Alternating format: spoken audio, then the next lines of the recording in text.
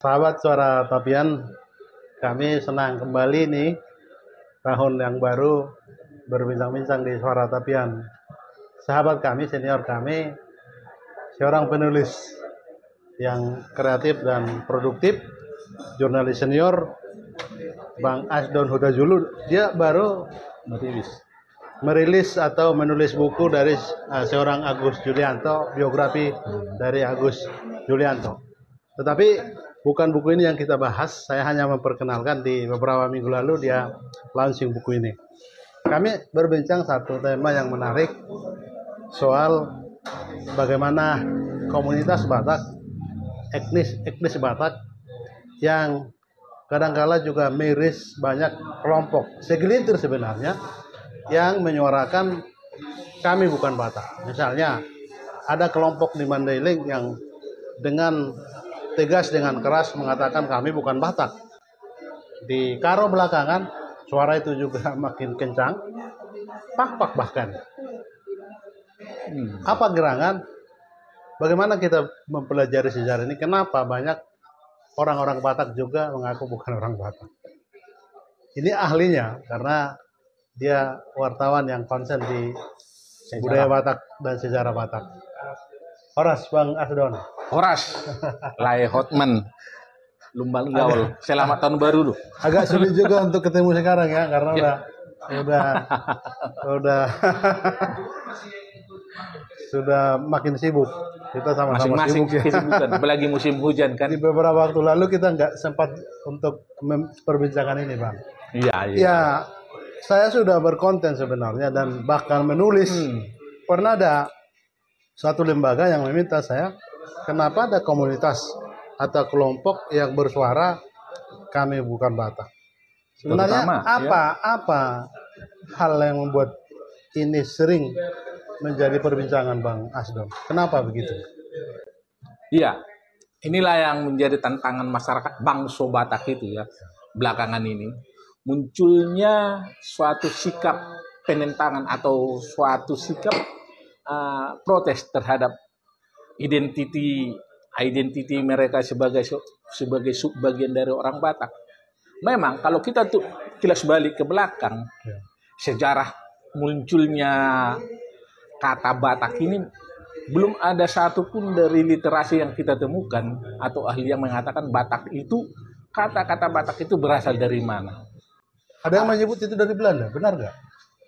Itu menurut saya, yang saya tahu, yang saya pelajari, penyebutannya karena secara kedaerahan, wilayah secara kewilayahan, bahwa itu Batak.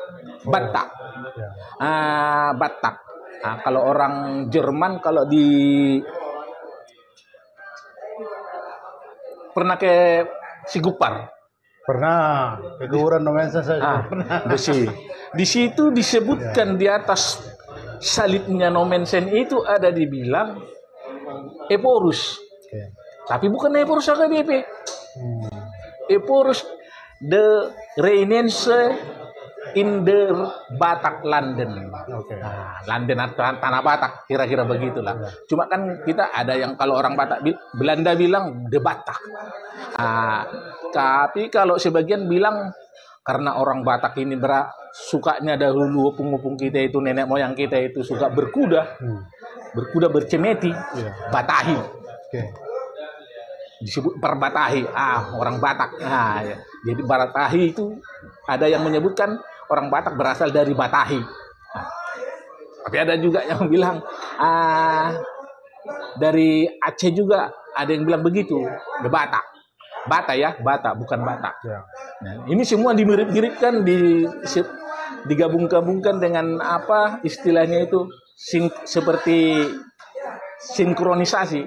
Misalnya ada yang sama orang Batak dibilang di Filipina, kotanya Marcos itu kota Batak kan. Tapi Bataknya bukan kelahiran presiden Filipina, mantan presiden Filipina, Batak, tapi C dia. Nah, tapi kalau belakangan munculnya sikap-sikap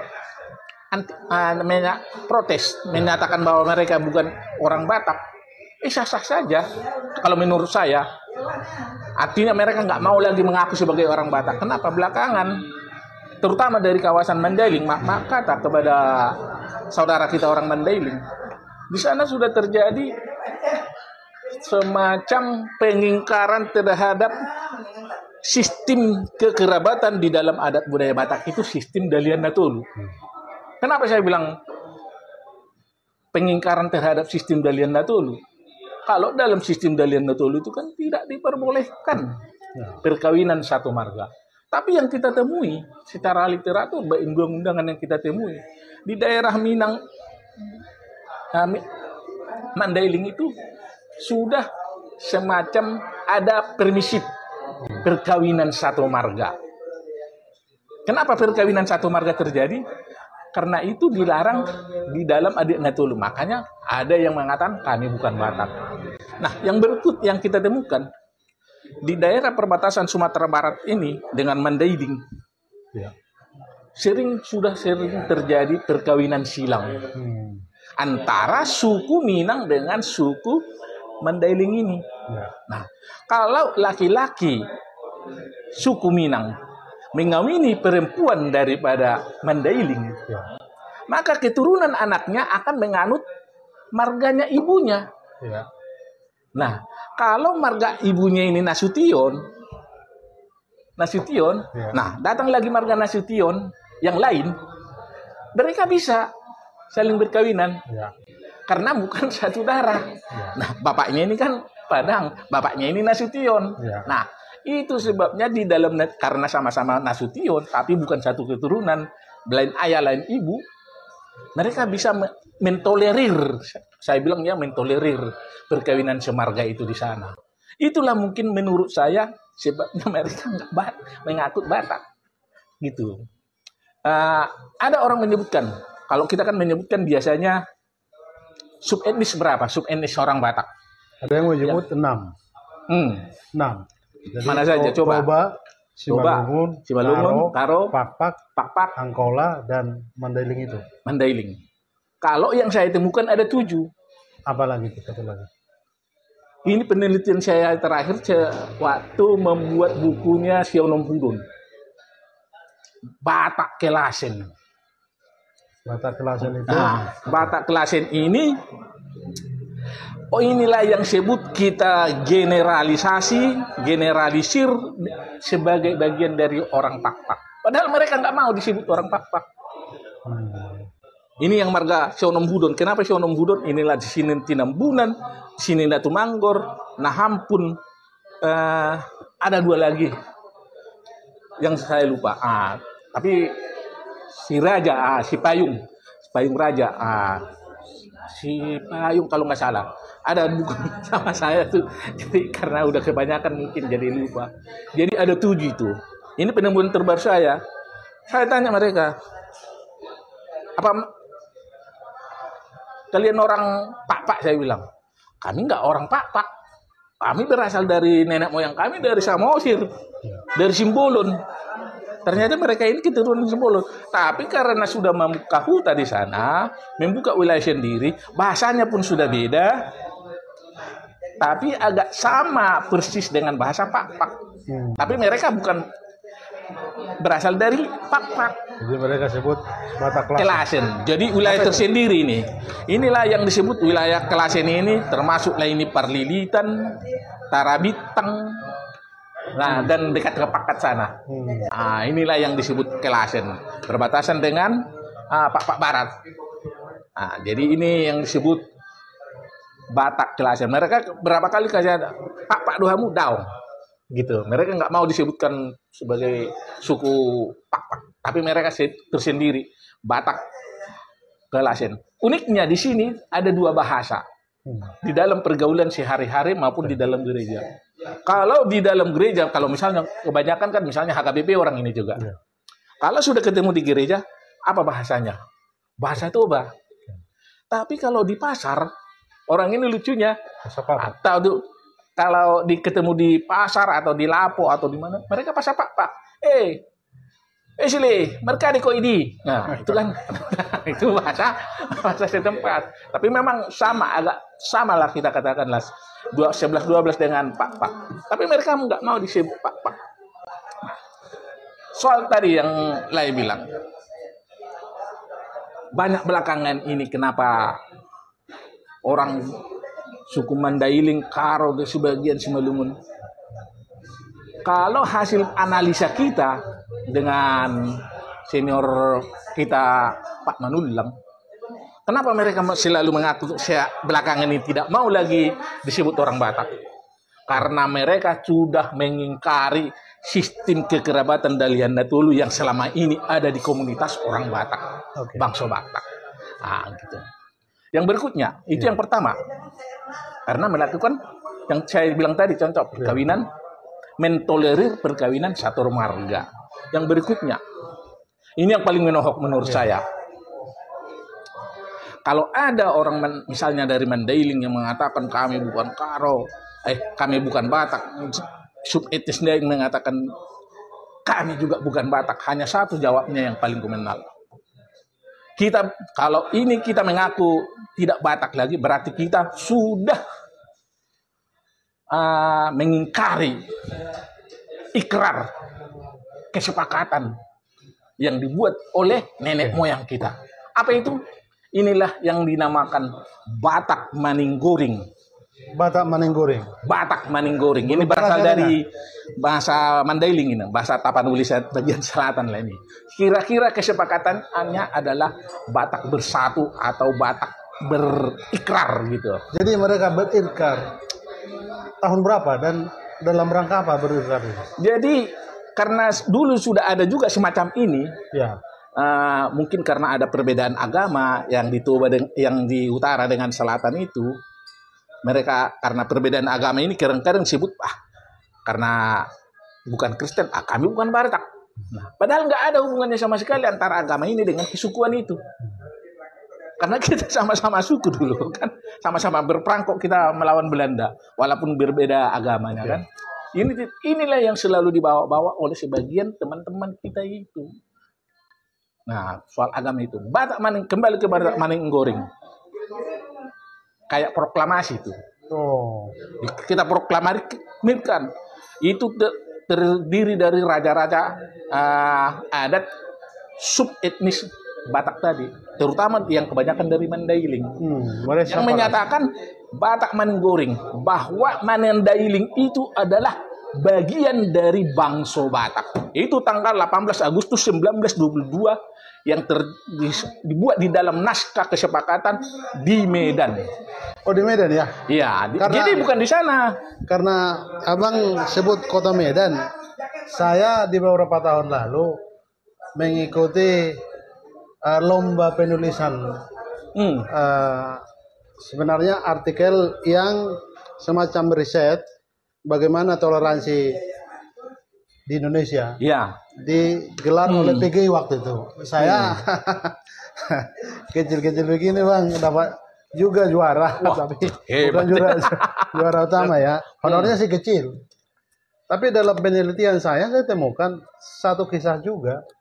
Ternyata di puluhan tahun lalu sudah ada kisah pertengkaran, misalnya Toba dengan Mandailing ini di daerah Deli Serdang kalau nggak salah. Jadi ini soal kuburan. Ya, karena daerah Melayu itu. Penulisan ini kan menghubungkan bagaimana toleransi itu. Ya. Malah judul itu saya buat di kuburan pun toleransi tidak ada begitu. Iya. Karena pertengkaran mereka ada kuburan Islam. Ternyata orang selatan juga yang harus dikubur, tapi karena agamanya berbeda, dia tidak diterima karena agama begitu. Jadi ini sudah banyak juga letupan-letupan. Sensitif kan, terlalu sensitif itu. Oke. Nah, jadi Batak Maninggoring di situ, Batak bersatu, Batak menyatakan kesepakatan bahwa keenam subetnis yang kita katakan tadi sebelum diketahui orang adanya Batak Kelasen ini. Ini saya kenyatakan bahwa ada satu sub Batak lagi, itu Batak Kelasen. Mereka bukan Pak, tapi mereka berasal dari Toba kan gitu. Nah, itu kesepakatan bahwa ini adalah bahwa Mandailing adalah bagian dari bangsa Batak. Itu jelas dinyatakan di dalam naskah itu. Kalau ada keturunannya, sekarang berarti mereka sudah mengingkari dari kesepakatan nenek moyangnya dulu. Artinya mereka, kalau nenek moyangnya Batak, sudah menyatakan Batak, masa keturunannya tidak mengaku lagi Batak? Udah, kita kembalikan lagi kepada keturunannya itu kan. Inilah jawaban yang paling menurut saya. Kalau nenek moyangnya sudah menyatakan bahwa mereka adalah Batak, tapi keturunannya tidak mau mengaku sebagai orang Batak, ya udah kembali aja kan. Jadi orang apa orang itu? Nenek moyangnya Batak, tapi keturunannya tidak Batak. Jadi kontradiktif kan. Jadi mereka berasal dari mana? Nah, tapi barangkali begini Bang, karena kita kan jangan, kalau bisa bincang-bincang kita ini mencari solusi, walaupun tidak mungkin kita membuat solusi terbaik ya. Saya bayangkan kalau kita petakan misalnya di Sumatera Utara itu kan ada yang menyebut bahwa suku terbesar di Sumatera Utara itu Jawa 30%. Ya. Tapi kalau kita lihat persentase Batak justru 44%. Artinya lebih banyak Batak juga. Tapi nanti dibagi 6 etnis tadi. Tadi kan Abang sebut 7 ya. 6 etnis yang disebut di situ. Tapi dari 44% di Sumatera Utara ini orang Batak, 22% Toba. Langsung setengah dari etnis yang lain, sub etnis yang lain, Batak lain. Artinya selama ini kan Batak itu selalu didominasi Toba. Lalu nanti dibangun sejarah bahwa Pusuk Buhit itulah sejarah nenek moyang orang Batak. Padahal kalau kita jujur pada nurani, barangkali tidak seluruhnya. Ada mungkin ya beberapa marga yang kemudian datang ke selatan, tapi tidak mungkin semua. Misalnya Karo, karena misalnya di Karo itu kan ada agama yang tidak sering dipublikasi, agama Pemna. Dia persis Hindu. Hindu. Yang dari Brahmana. Ini kan juga bagian-bagian yang harus kita pelajari. Artinya karena terlalu dominan Toba ini mengaku Batak, maka yang sub Batak yang lain juga kurang bangga mengaku Batak begitu. Nah, inilah salah satu persoalan yang kita hadapi ini. Persoalan bagaimana kita kerendahan hati. Kalau kita dari Toba misalnya, ada kawan kita lain itu, kami bukan orang Batak, kita terus menyalahkan. Wah, kenapa itu bisa terjadi?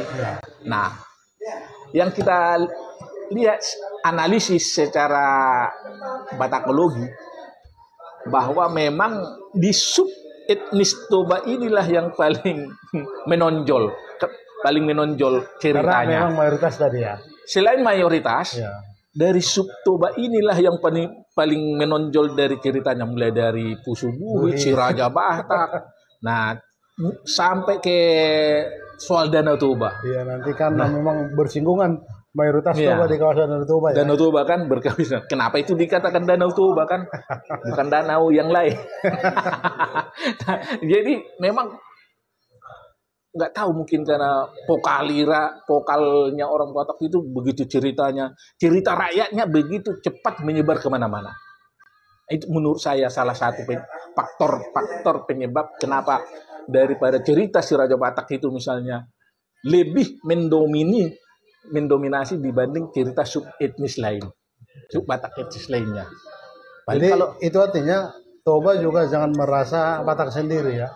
Toba juga, nah kita sarankan kepada saya sebagai orang Toba, kita sarankan juga kepada saudara kita Toba, jangan kita merasa paling sebagai orang Batak paling benar. Enggak.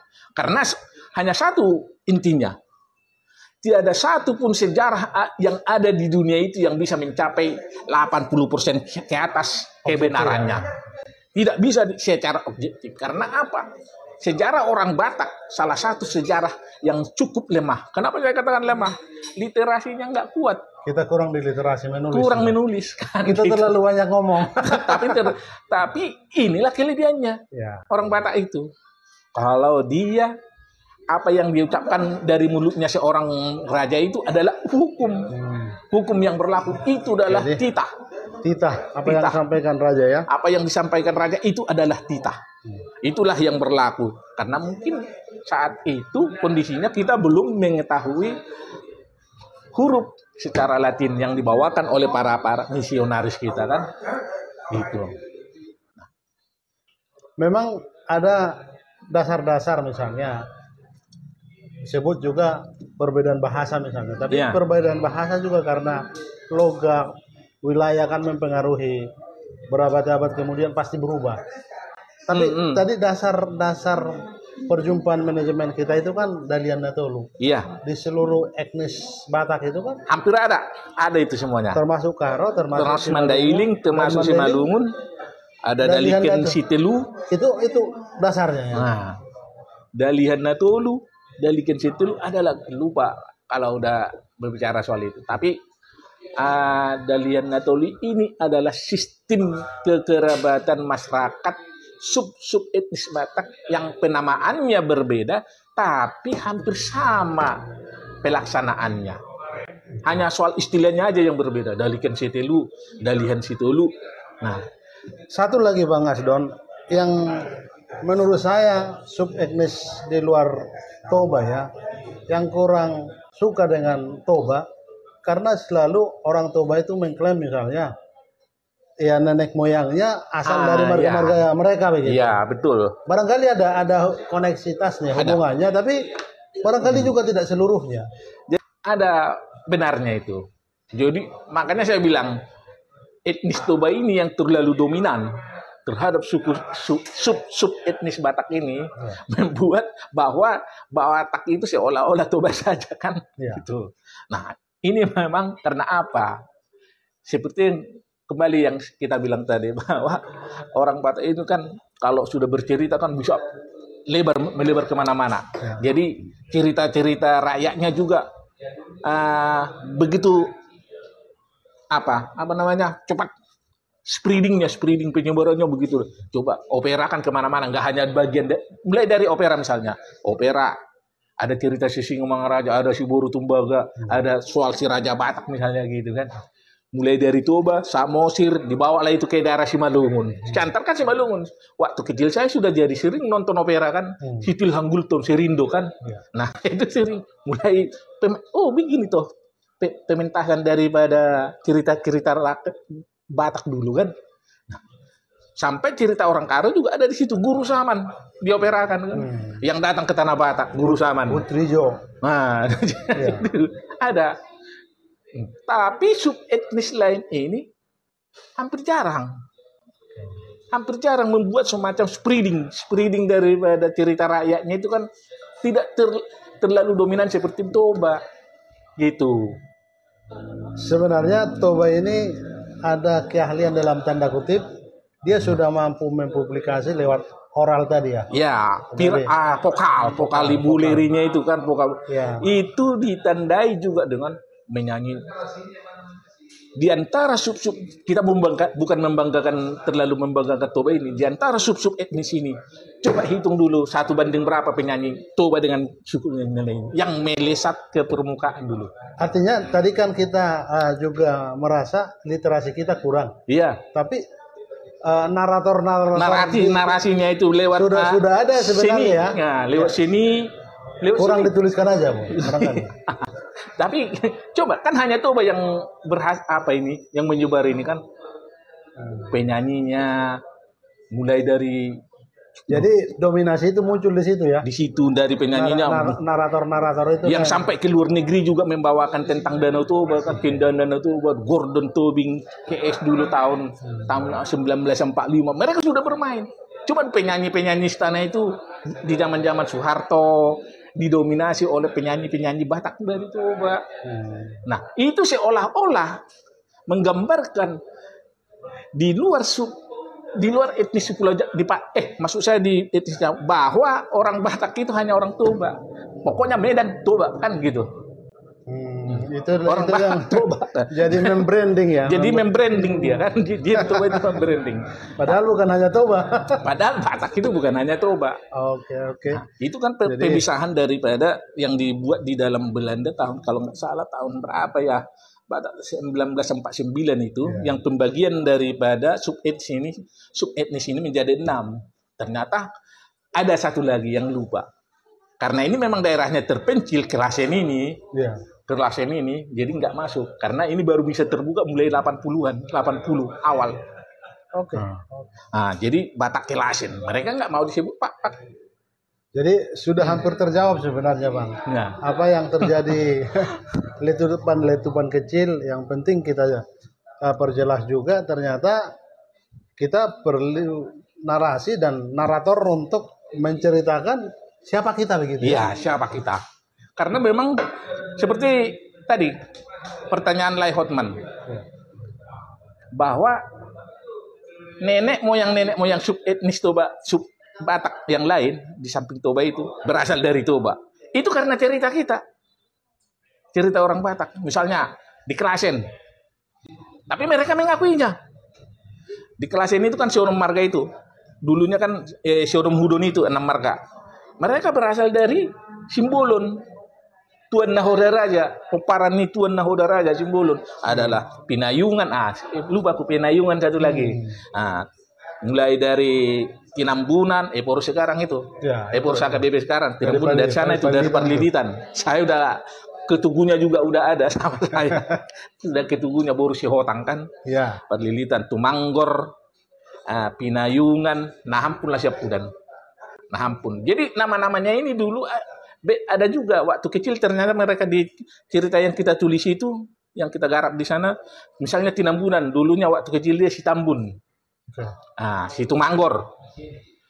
Tumanggor misalnya contoh si Tonggor. Tonggor itu artinya memandangkan. Memantau gitu. Satu waktu kita bahas soal Sionopudon. Boleh. Nah, kalau itu kita bahas itu yang unik, sangat menarik.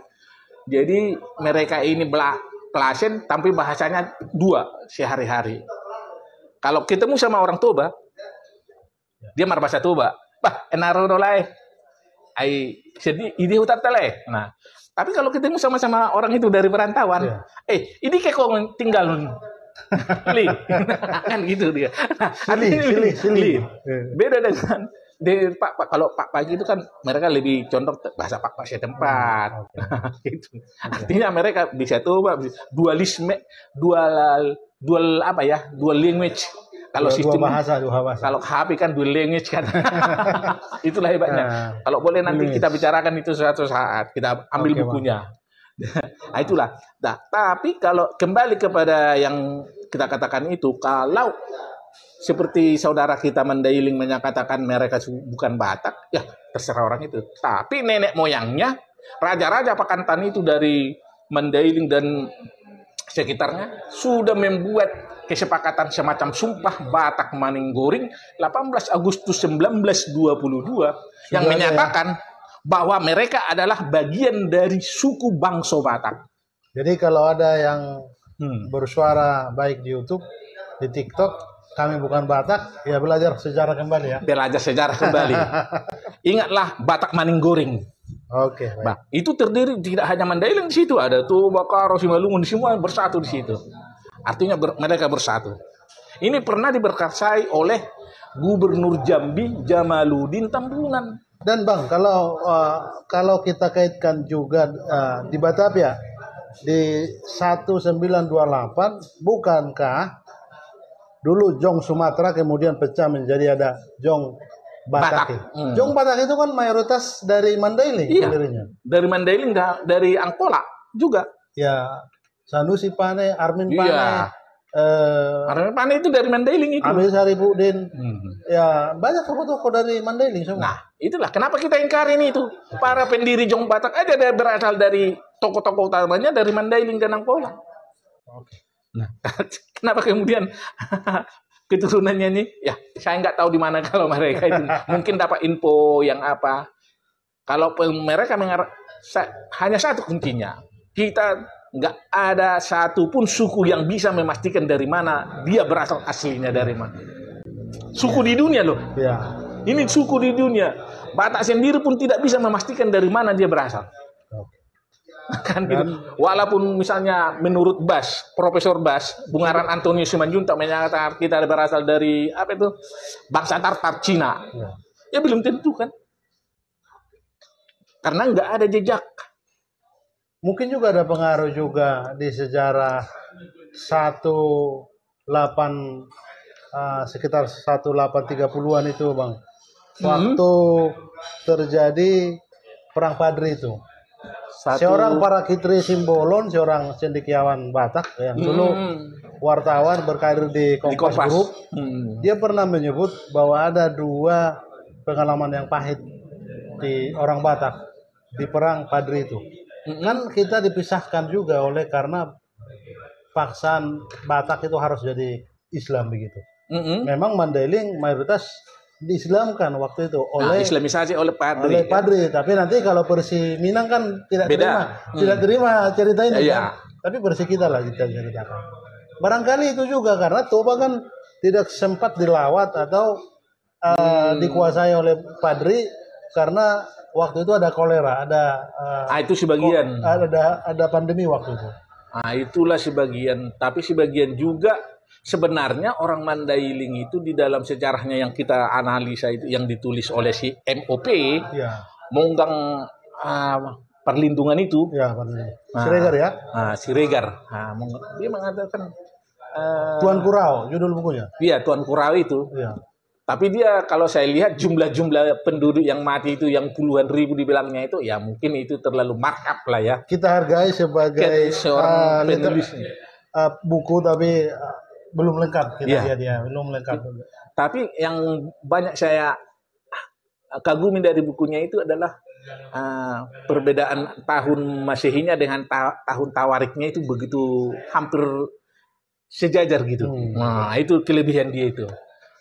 Cuma kelemahannya menurut saya itu aja soal jumlah penduduk yang mati itu.